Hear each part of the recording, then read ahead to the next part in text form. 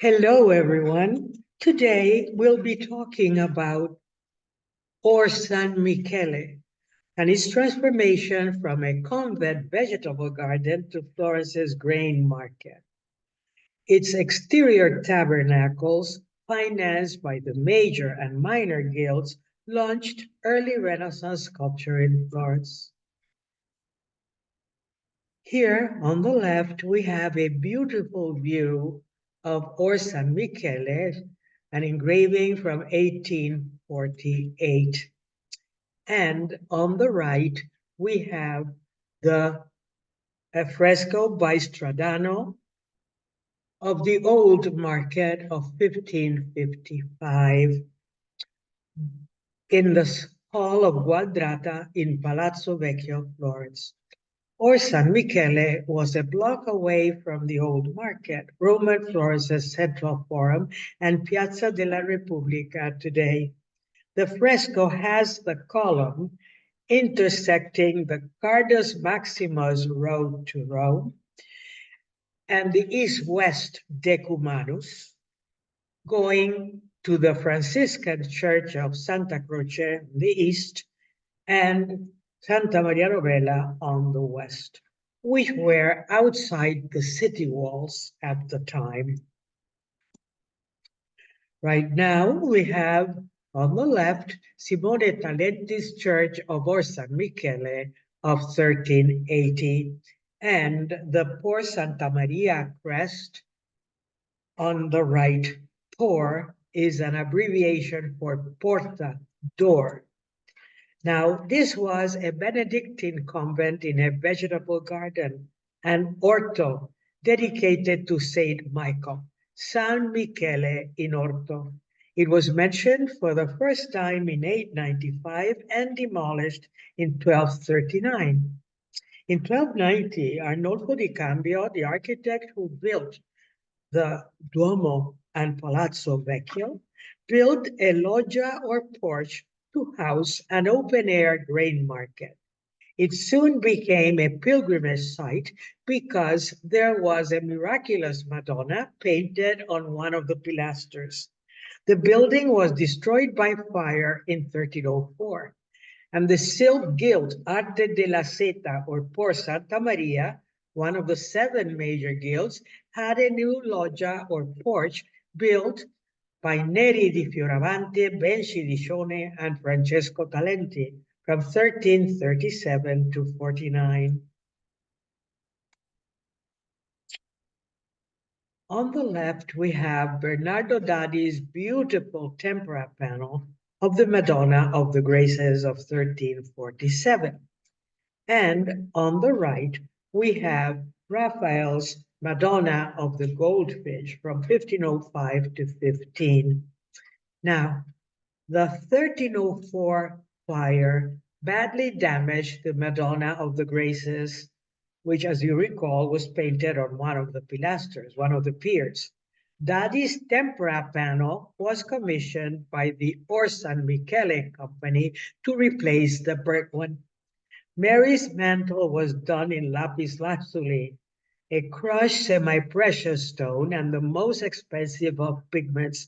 Tempera panels were done with using egg yolk and crushed semi-precious stones on a wooden background, many times a gold background. Jesus caresses his mother's sad and melancholic face to comfort her.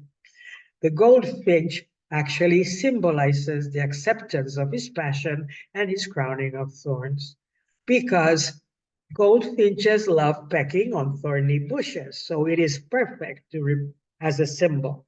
And Raphael uses the same motif in his work, but this time it is baby John the Baptist who is handing the goldfinch to baby Jesus, who is accepting it as Mother Mary looks on.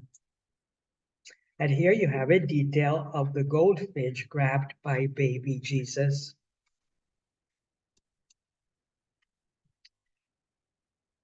On the left, you have Andrea Orcagna's tabernacle,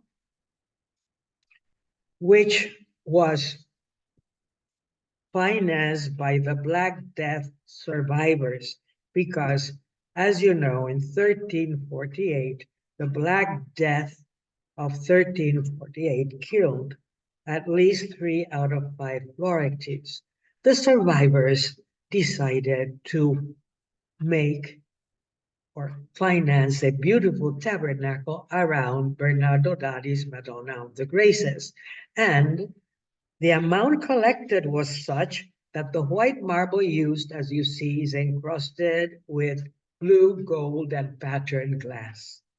The 6-point star on the pediment shows Christ as a descendant of the house of David, whereas the back view shows Mary being carried up to heaven by angels.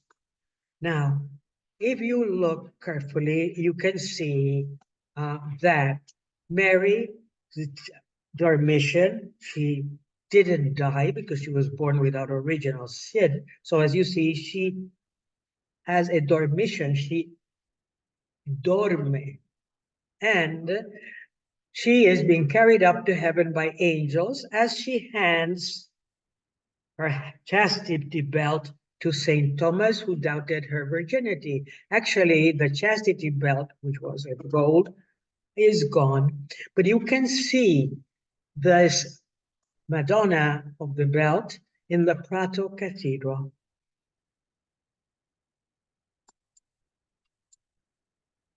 Now let's go inside, and you can see the exterior of Orsanmichele by Simone di Francesco Talenti of 1380. So after Bernardo Daddi's painting of the Madonna of the Graces, the grain market was moved elsewhere, and Orcagna's tabernacle was finished in 1357, and it was so beautiful that the grain market was moved. 2 upper stories were added to the building for grain storage in 1380, and a spiral staircase was built on the left wall behind the tabernacle with Donatello's Saint George. Here we have Simone di Francesco, we have Francesco Talenti, church interior of Orsanmichele. And you have, the loggia was closed in with late Gothic triforium arcades, 3 light arches, by Simone di Francesco Talenti, and stained glass windows by Niccolò di Pietro Gerini. Orsanmichele remained a granary with grain chutes on the piers. The left aisle altar was financed by the Signoria in 1379 in memory of the expulsion of the Duke of Athens, Walter of Brienne, on July 26, 1343, the feast of Saint Anne, Virgin Mary's mother.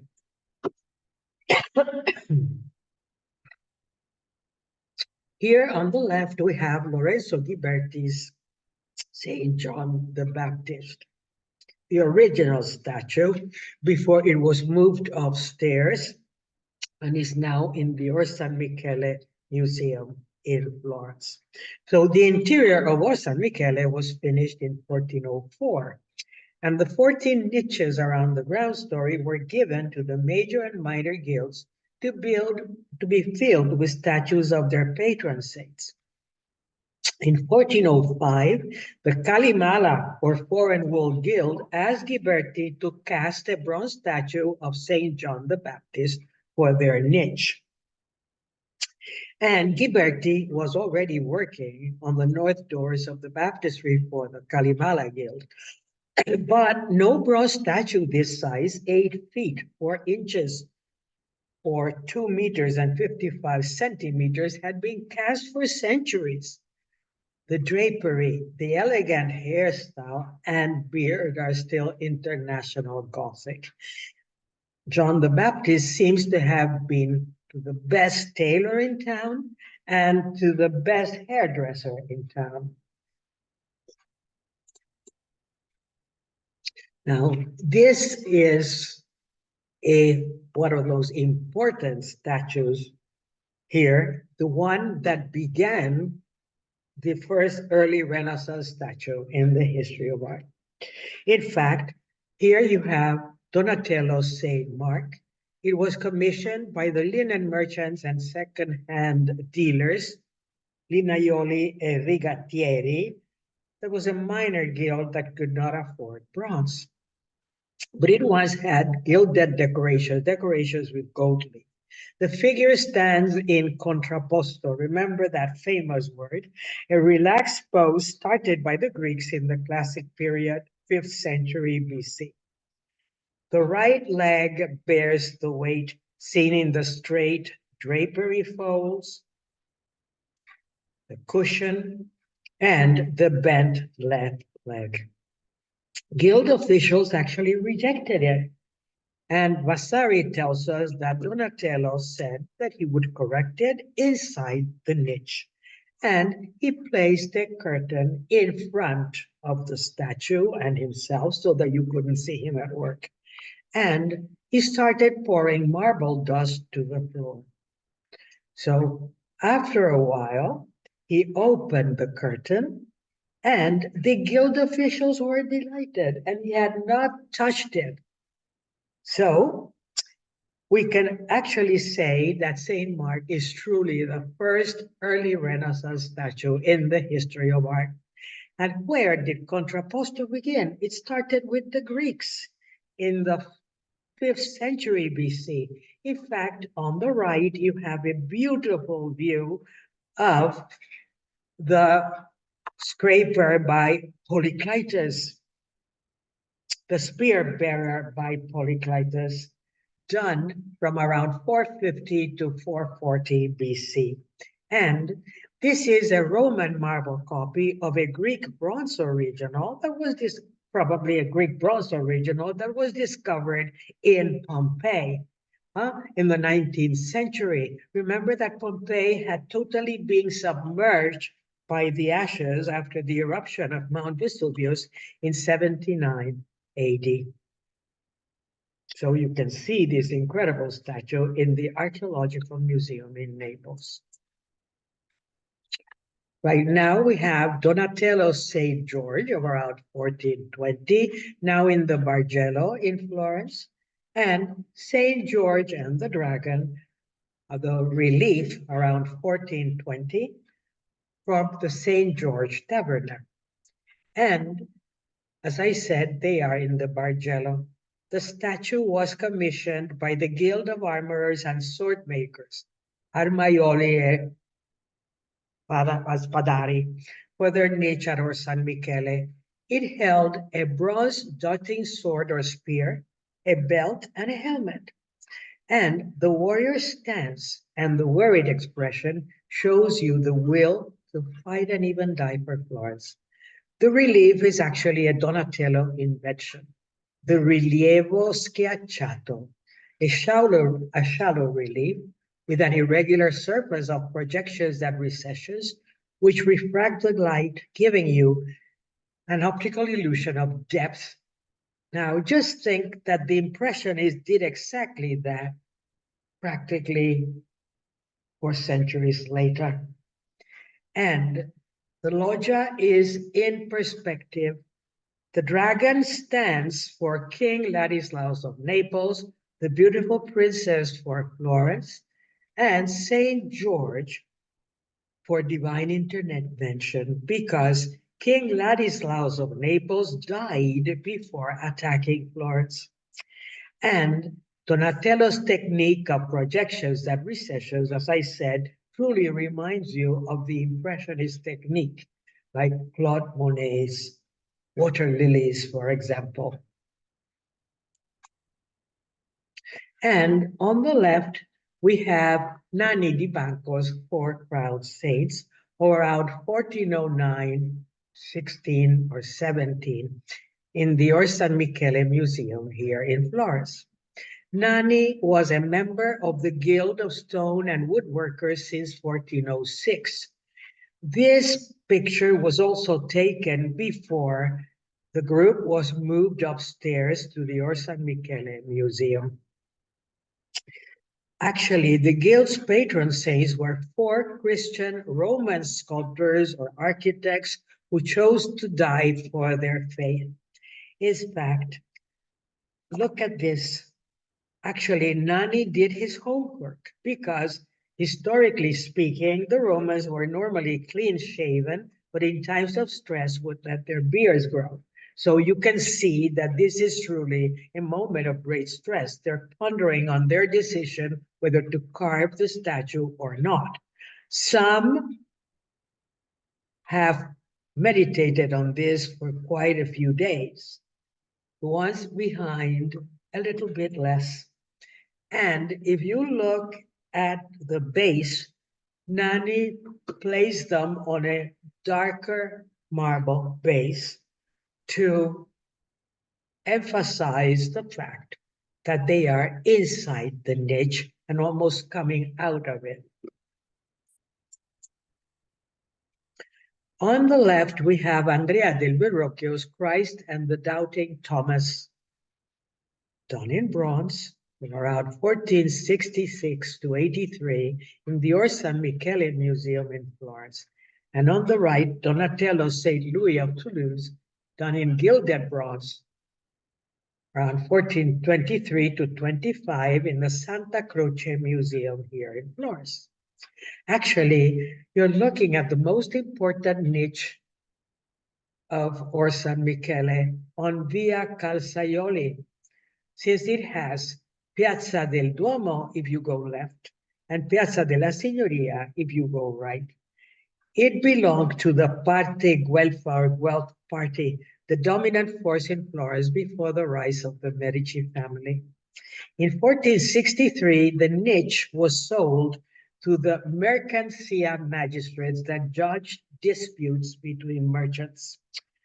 Donatello St. Louis of Toulouse was sent to Santa Croce. And I'm sure you remember that Verrocchio was Leonardo da Vinci's teacher. And his figures are backless hollow shells to be able to fit in Donatello's niche. And our next slide shows you a black and white photograph of Santa Croce before the green and white marble facade was done in the 19th century. Arnolfo di Cambio attributed, this is attributed to Arnolfo di Cambio, the Church of Santa Croce in Florence, probably begun in 1294, whereas the Duomo was begun in 1296 and Palazzo Signoria in 1298. So this, as you see on the right, you have St. Louis of Toulouse, now in the Santa Croce Museum. But the black and white picture shows you St. Louis of Toulouse right under the central archway. Now, this picture was taken by Alinari before 1857, when Pope Pius IX placed the first stone of the neo-Gothic facade of Santa Croce by the Jewish architect Niccolò Matas. Donatello St. Louis of Toulouse was placed on the counter facade that is behind the wall until 1908, and it is now in the refectory of the Santa Croce Museum that had been the Franciscan dining room or refectory. Here, you're looking at the Orsanmichele Museum with the original statues. So the original restored statues have been substituted by copies and are upstairs in the first grade storage room. Donatello's marble Saint George for the Guild of Armorers and Swordmakers is in the Bargello since 1892. And his St. Louis of Toulouse in Florence's Santa Croce Museum, as we already saw.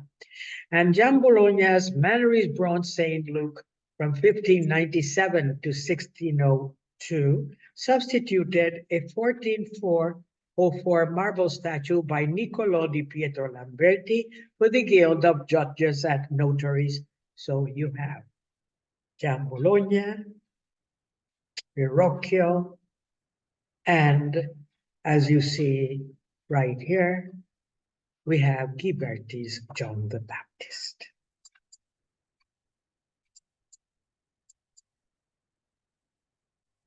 Now, we're looking at the Bernardo Bontalente's archway connecting Orsanmichele to the Wool Guild Palace, or Palazzo dell'Arte della Lana, done in 1868. By the way, Bontalenti was Grand Duke, the Medici Grand Duke Cosimo I of Tuscany's architect. In fact, Cosimo I of Tuscany decided to change the grain storage rooms into archives, and an aerial passageway connects Orsanmichele's upper stories. Remember that the ground story has a church, to the Wool Guild Palace, or Palazzo dell'Arte della Lana. And since 1888, it houses the Dante Society, the Società Dantesca, with its library of over 30,000 volumes dedicated to the study of Dante, the true founder of the Italian language. Diciamo che